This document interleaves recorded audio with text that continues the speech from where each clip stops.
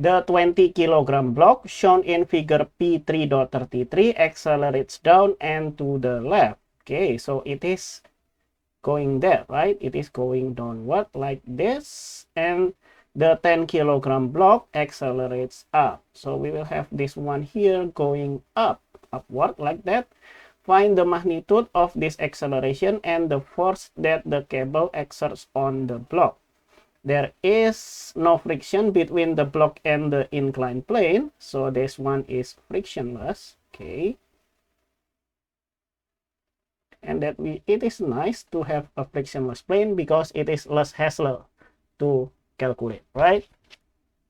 There is no friction between the block and the inclined plane, and the pulley is frictionless and light, so we don't need to care about this pulley here. And I think the first thing that we need to do is to draw free body diagram at each block. And I think it is easier to start with this 10 kilogram block, right? Because we only have horizontal axis like this. And obviously we have this weight here. Let's name this weight here as weight number 1, pushing this block down. But then the tension of the rope pulling this up like this. So I will have T here. Right, the direction of movement is upward, and I want that to be the positive direction.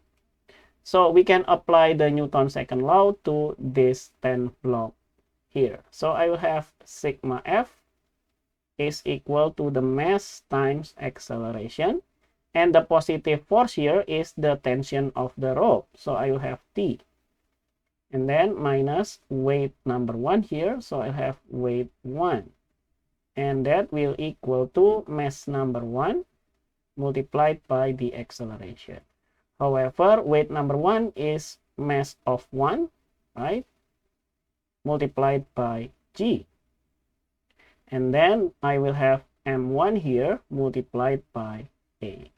And we have these numerical values, right? So I'll have T minus mass of 1, that will be 10.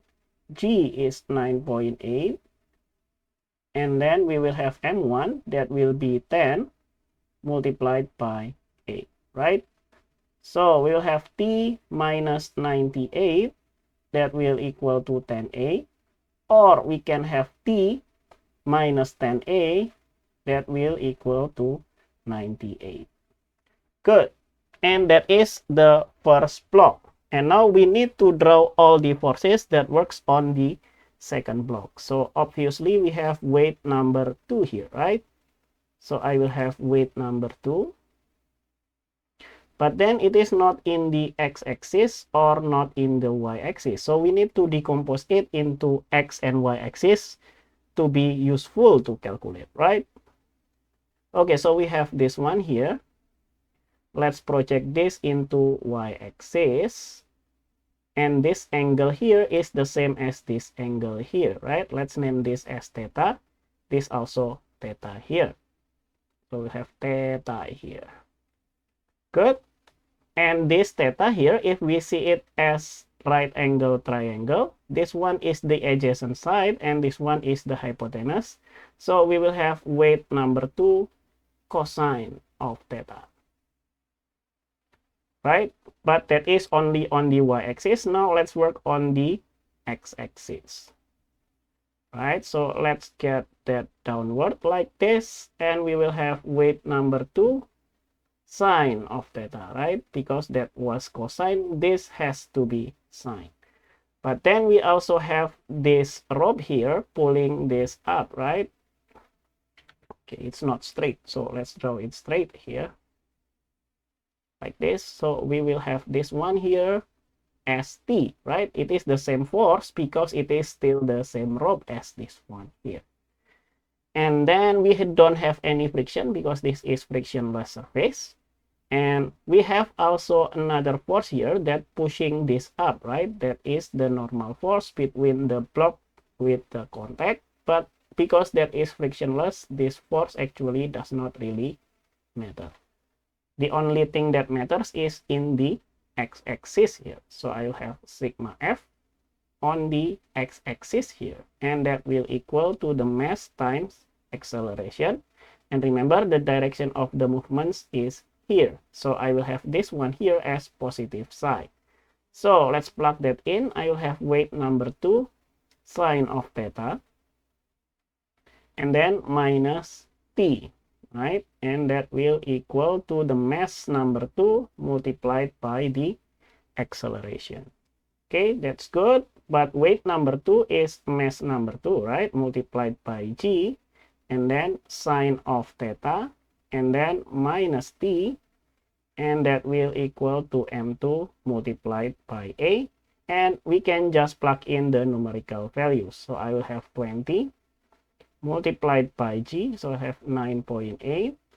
Sine of theta, so I will have sine of 37 degrees. And then minus t, and then minus, no, not minus, that will equal to mass number 2, that will be 20 multiplied by the acceleration. Okay, so we can isolate for t plus 20a, and that will equal to these numerical values, 20 times 9.8, and then sine of 37 degrees. And let's calculate that for the numerical values in the calculator, right? So we will have 20 times 9.8, and then sine of 37. And I will have 117.96. 117.96. And the unit here will be in Newton. But we need to find out the tension and the acceleration, right? So we need to solve this equation with this equation. Okay, let's name this equation here as equation number 1. And this equation is equation number 2. You can use linear algebra, substitution, elimination, or Gaussian elimination, whatever. But the fastest way to solve this 2 equation is by using calculator, right? Because in the physics exam, you can carry calculator anyway. So why don't just use it, right? So let's set this up here as equation solver. Let's set this up. Equation solver is number 5. And then this one here, 2 variables is number 1. And plug that in. 1. And then minus 10. And then 98. Good. And then for the second equation, I will have 1. 20, and then 117.96. Okay, so we will have the tension of the rope, which is 104.65. So here we'll have 104.65. Is it correct? Let's check.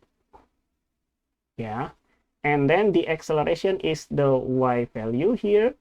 So we will have 0.67. So I have the acceleration is 0.67, and the unit here will be meter over squared second.